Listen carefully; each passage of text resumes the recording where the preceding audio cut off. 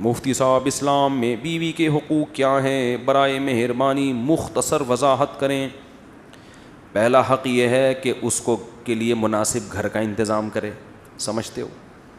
جس طرح کا گھر اس نے اپنے خاندان میں دیکھا ہے، آپ کی آمدن بھی دیکھی جائے گی اور اس کا خاندان بھی دیکھا جائے گا، تو اس کے حساب سے مناسب سا اس کو گھر دیا جائے، گیس بجلی کا بل دیا جائے۔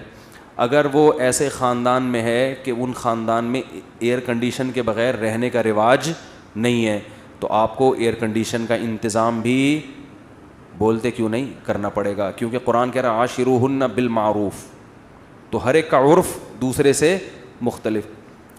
اگر وہ ایسے خاندان سے تھی کہ ان کے ہاں ایئر کنڈیشن کے بغیر لڑکیاں گھروں میں گزارا نہیں کرتی تھیں، ایسے خاندان سے آئی ہے، تو گھر میں آپ کو پراپر اے سی کا انتظام بھی بولو نا کر کے دینا پڑے گا۔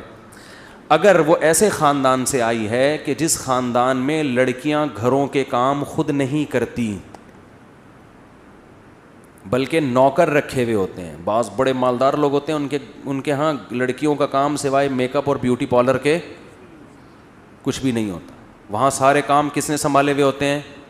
خادموں نے، نوکروں نے، اتنے اونچے خاندان ہیں۔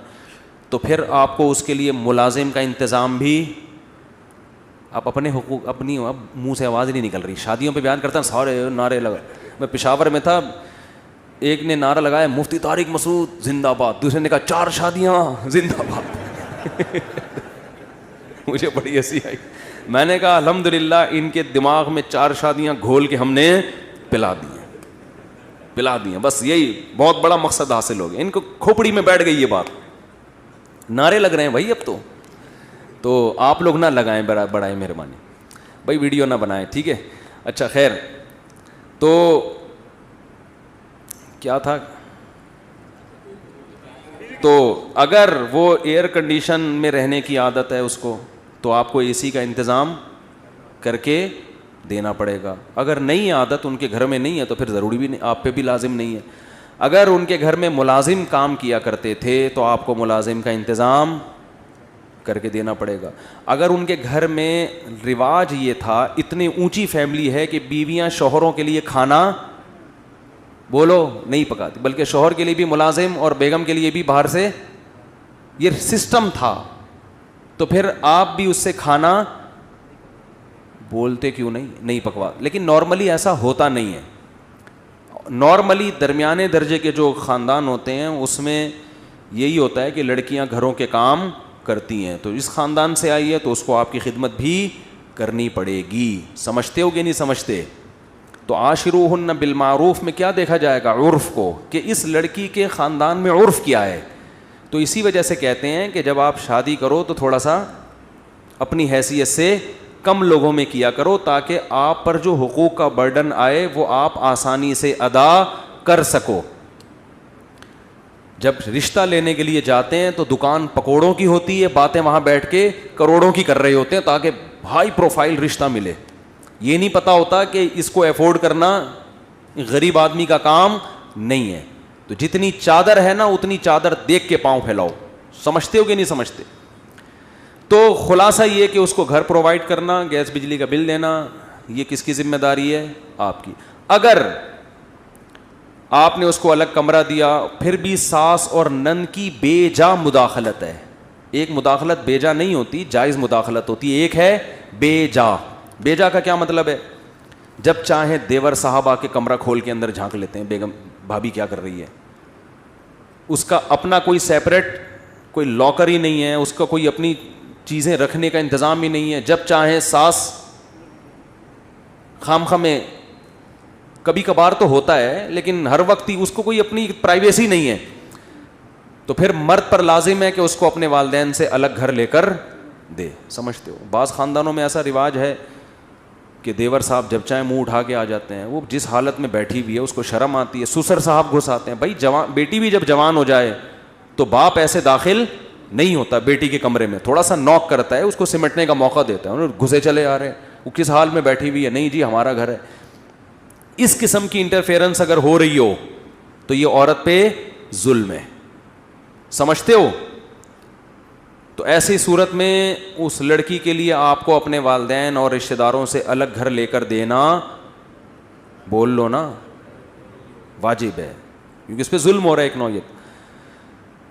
اور اگر اس طرح کا نہیں ہے حساب کتاب, نارمل جیسے سب گھر رہتے ہیں, تو پھر الگ کمرہ اور سیپریٹ اس کو جو اٹیچ باتھ روم جو ہمارے یہاں ہوتا ہے, اتنا پھر کافی ہے. لیکن اگر ظلم ہو رہا ہے اس کے اوپر دیوروں کی طرف سے, اس سے کام اتنا نہ لیا جائے جو اس کی حیثیت سے زیادہ ہو. بعض خاندانوں میں دیکھا ہے کہ 5 دیور ہیں, سب کے کپڑے دھونا ایک اکلوتی بھابھی کے ذمے, سب کا کھانا پکانا اس اکلوتی. دیہاتوں میں, گاؤں دیہاتوں میں بہت ہوتا ہے یہ, تو یہ بھی ظلم ہے.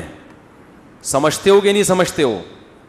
ایک عورت پہ آپ, ایک آدمی نے کہا میری بیوی 18 روٹیاں پکاتی ہے, ابا کے لیے, اماں کے لیے, بھائیوں کے لیے, بہنوں کے لیے, پھر اس کے بعد پھر دکان کے ملازمین کے لیے بھی. یار یہ تو ظلم ہے نا یار, اس ملازمین کے کام اس بیچاری سے کیوں لے رہے ہو آپ؟ تو یہ ہے نان نفقہ. دوسری بات یہ کہ اس کو ٹارچر نہ کرے ذہنی ٹارچر کا مطلب یہ ہوتا ہے بات تمیز سے کرے. گھر میں جب داخل ہو تو حضرت عائشہ فرماتی ہیں ہمارے نبی مسکراتے چہرے کے ساتھ داخل ہوتے تھے. آج بہت سے میاں جب گھر میں داخل ہوتے ہیں تو ایسا لگتا ہے چنگیز خان نے بغداد پہ حملہ کر دیا ہے. چنگیز خان نے کیا کر دیا ہے؟ بغداد پہ حملہ کر دیا, اور بغداد کی اینٹ سے اینٹ بجا دی, خلافت کا خاتمہ کر دیا اس نے. تو جب آپ گھر میں آئیں تو کیسے؟ اور عورت کی بھی ذمہ داری ہے, جب یہ میاں آ کے مسکراہٹ دیے تو آپ نے بھی آگے سے مسکراہٹ کا جواب مسکراہٹ سے دینا ہے. وہ بھی جلی اور ٹھنی بیٹھی بھی ہوتی ہے, یہ کوئی ٹائم ہے آنے کا؟ وہ یہیں سے پڑھنا شروع ہو جاتا ہے. تو محبت کا کبھی کبھار اس سے اظہار کرے. ہمارے نبی امی عائشہ جہاں سے پانی پیا کرتی تھیں گلاس میں, برتن میں, ہمارے نبی بھی وہیں سے منہ لگا کے پانی پیتے تھے. سمجھتے ہو؟ اور تھوڑی بہت اس کی خامیوں کو مرد کیا کرے؟ برداشت. کیونکہ نبی کی صحیح حدیث ہے کہ عورت پوری سیدھی نہیں ہو سکتی, اس کی خامیوں کو برداشت کرو گے تو گھر چلے گا. برداشت کی پالیسی ختم ہو گئی تو عورت 100% صحیح نہیں ہوگی بلکہ گھر ٹوٹ جائے گا. سمجھتے ہو بات کو؟ تو کیا کرنا ہے؟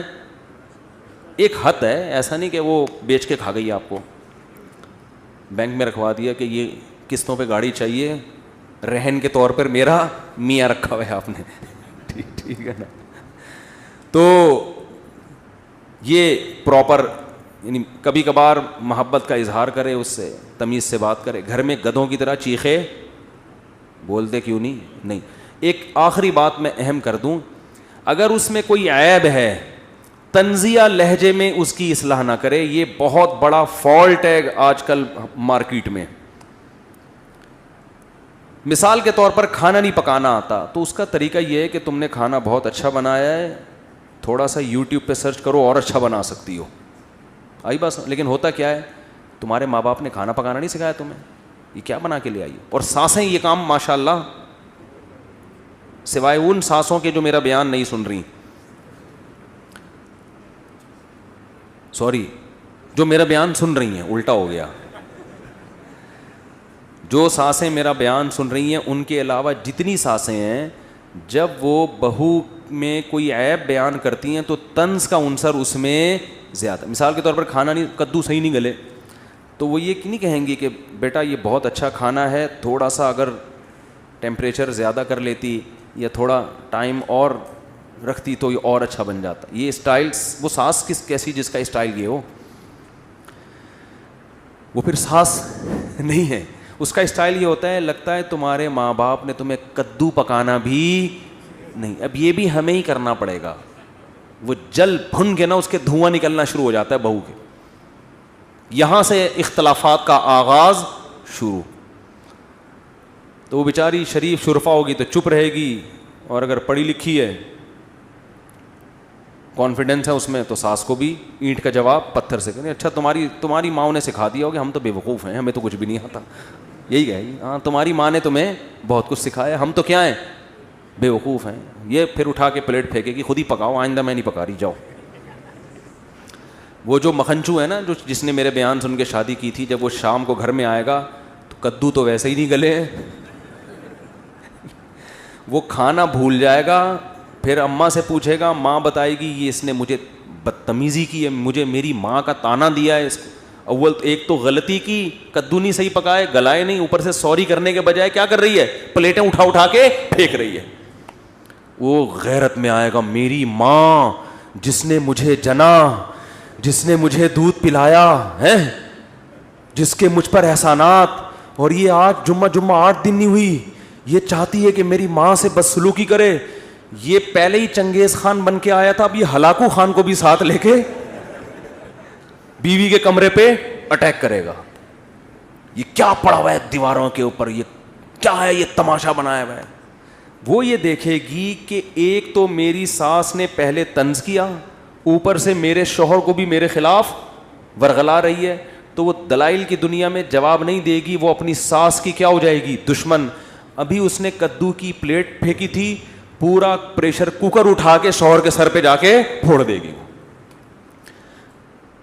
پھر شوہر مجھ سے پوچھے گا یہ کیا ہو رہا ہے مفتی صاحب, گھریلو مسائل حل نہیں ہو رہے, تو میں اس سے کہوں گا میں نے کہا تھا کہ جب شادی کرو تو گھر میں ہیلمٹ پہن کے جاؤ. میں پہلے ہی کہہ چکا ہوں کہ گھر میں کیا پہن کے جایا کرو, ہیلمٹ. یہ تمہارا قصور ہے, تمہارا جو سر پریشر کوکر سے پھٹا ہے اس کی وجہ کیا ہے, تمہارے پاس اچھی کمپنی کا ہیلمٹ نہیں ہے. اب کسی کا باپ بھی خدا کی قسم بیٹھ کے حل نہیں کر سکتا کہ اس میں غلطی میری ماں کی تھی یا میری بیوی کی. خدا نے آج تک ایسا کوئی مخلوق پیدا, کیونکہ ادھر سے اس کی سنو گے اس کی سنو گے, آپ کو پتہ ہی نہیں چلے گا پہل کس نے کی ہے. چڑھ چڑھ پڑ پڑ, ادھر سے یہ ادھر سے, پھر گالیاں مجھے دیتے ہیں کہ یار انہوں نے ترغیب دی تھی, یہ ہمارے گھر میں ہو رہا ہے. تو جب طنزیہ کلام شروع ہوتا ہے نا, طنز, تو معاشرے میں اصلاح بولو نہیں. اور ساسوں کی ہے حالت دیکھو, ان کو چاہیے ماڈرن لڑکیاں پڑھی لکھی, اور گھر کے کام ان سے ایسے کروانے ہیں جیسے گاؤں دیہات کی ان پڑھ لڑکیوں سے ہوتے ہیں. تو جب ماڈرن لڑکی لاؤ گے تو وہ شکر کرو کدو گلا دی, جتنے گلائے ہیں اتنے بھی نہیں گلاتی ہو. تو اگر یہی تھا تو آپ لے آتی کسی دیہاتی کو, اپنی بھتیجی کو, اپنی بھانجی کو, وہ جو بیچاری کہیں رہتی ہے دیہات کی اچھی بھلی خدمت گزار, اس کو لے کے آتے. تو اس لیے جب ایسا معاملہ ہو رہا ہو تو ہم کہتے ہیں بھائی بیگم کو ماں سے کیا کر دو, بولو الگ کر دو. پھر ماں سے بھی محبت سے ملو اور بیگم سے ملو, ان کا آپس میں کنیکشن نہیں ہونے دو. اماں کو تھوڑے تھوڑے دنوں میں بلایا کرو, بیگم کو بولا کرو کدو گلاؤ, میں خود چیک کروں گا گلے کہ نہیں گلے. اماں کی خدمت کرو, اماں یہاں آئیں گی, پھر اماں اپنے گھر میں, ہم اپنے گھر میں. روزانہ خود اماں سے جا کے مل لیا کرو. یہ تو حقوق ہیں. آگے میرے بھائی میاں کے بھی حقوق ہیں کچھ, وہ پھر کبھی بیان کروں گا. میاں بیچارے, ہم خود ایک میاں ہیں ہمارے بھی کچھ حقوق ہیں.